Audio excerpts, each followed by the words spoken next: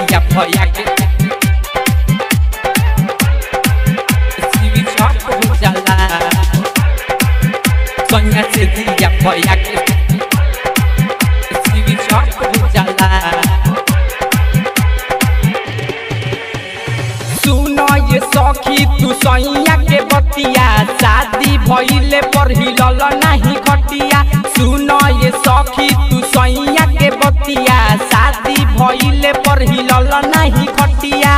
कैसे कहीं ओकरा का हो जाला सोनिया से दिया भैया के स्विच ऑफ हो जाला सोनिया से दिया भैया के स्विच ऑफ हो जाला सोनिया से दिया भैया के स्विच ऑफ हो जाला। सुनो ये सखी तू सैया के बतिया शादी भइले पर हिलल नहीं घटिया। कैसे कहीं ओकरा का हो जाला सोनिया से दिया भैया के स्विच ऑफ हो जाला सोनिया से दिया भैया के स्विच ऑफ हो जाला।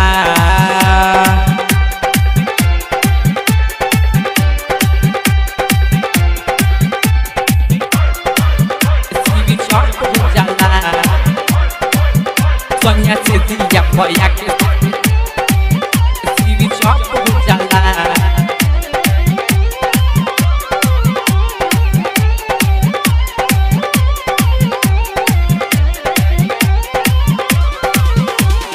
मौका मरद से परल बाटे पाला कहियो ना खोलेला जवनिया के ताला।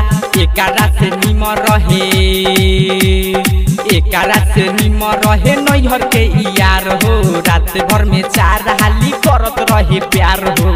भरल जवानी हमर फेल हो जाला भरल जवानी हमर फेल हो जाला सोनिया से दिया भैया के स्विच ऑफ हो जाला सोनिया से दिया भैया के स्विच ऑफ हो जाला सोनिया से दिया परा के स्विच ऑफ हो जाला सोनिया से दिया परा के स्विच ऑफ हो जाला।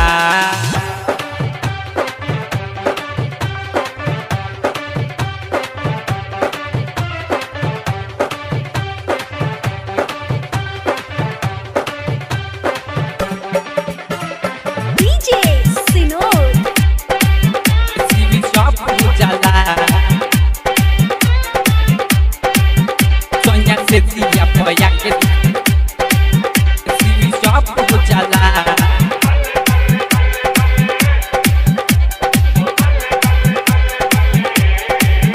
सोनिया से दिया भैया के स्विच ऑफ हो जाला।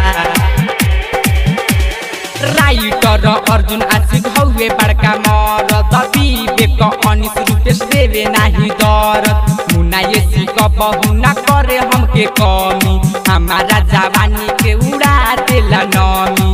संतोष गौलाल हम पे फेल हो जाला रमेश राजा हम पे फेल हो जाला सोनिया से दिया भैया के स्विच ऑफ हो जाला सोनिया से दिया भैया के स्विच ऑफ हो जाला सोनिया से दिया भैया के स्विच ऑफ हो जाला। सुनो ये सखी तू सैया के बतिया शादी भइले पर हिलल नहीं खटिया।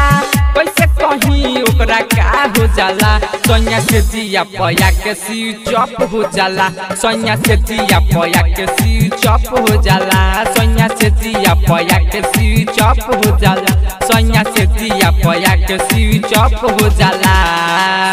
डिजिटल रिकॉर्डिंग स्टूडियो छापवा मोबाइल नंबर 8507329200।